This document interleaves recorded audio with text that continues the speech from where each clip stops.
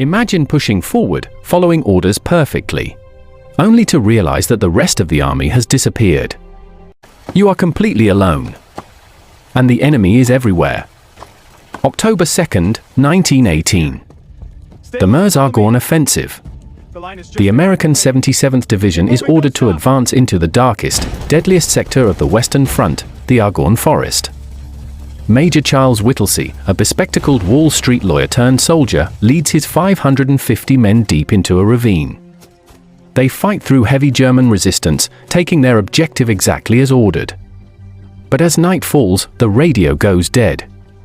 The French forces on their left stalled. The Americans on their right pinned down. Whittlesey's men have pushed too far.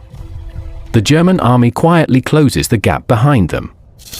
By sunrise, they are completely surrounded by thousands of elite German shock troops.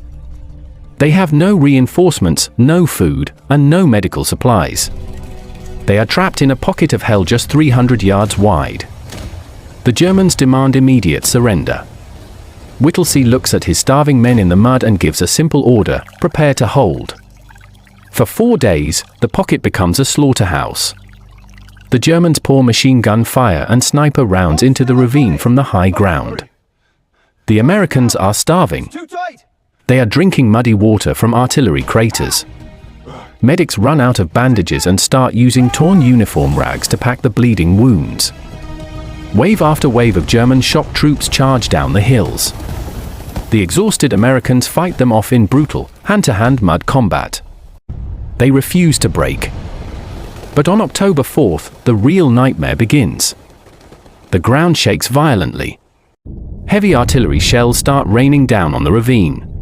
But they aren't German. It is friendly fire.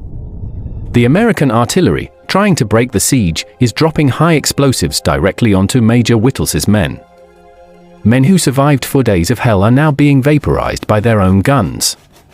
Whittlesey sends human runners through the forest to stop the barrage.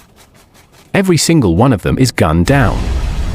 Surrounded by the enemy, being obliterated by his own army, Whittlesey turns to his absolute last hope, a small wooden cage containing 3 carrier pigeons. Whittlesey releases his first pigeon. It is shot down instantly. He releases the second. It is blown out of the sky by shrapnel. Only one remains. A small bird named Cher Ami. Whittlesey slides the desperate message into the canister on her leg: for heaven's sake, stop it. She takes off into a wall of German lead. The enemy knows what she carries. They unleash thousands of rounds into the sky. Almost immediately, she is hit. A bullet tears through her breast, blinding her in one eye and severing her leg. She plummets toward the mud. But she refuses to die.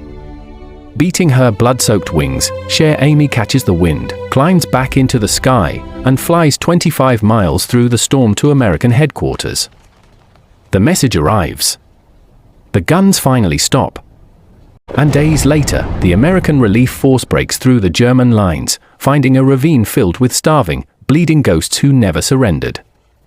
Out of the 550 men who walked into the Argonne, only 194 walked out. They didn't break. They didn't yield. Because the American spirit cannot be surrounded. Subscribe to the Historian Soul.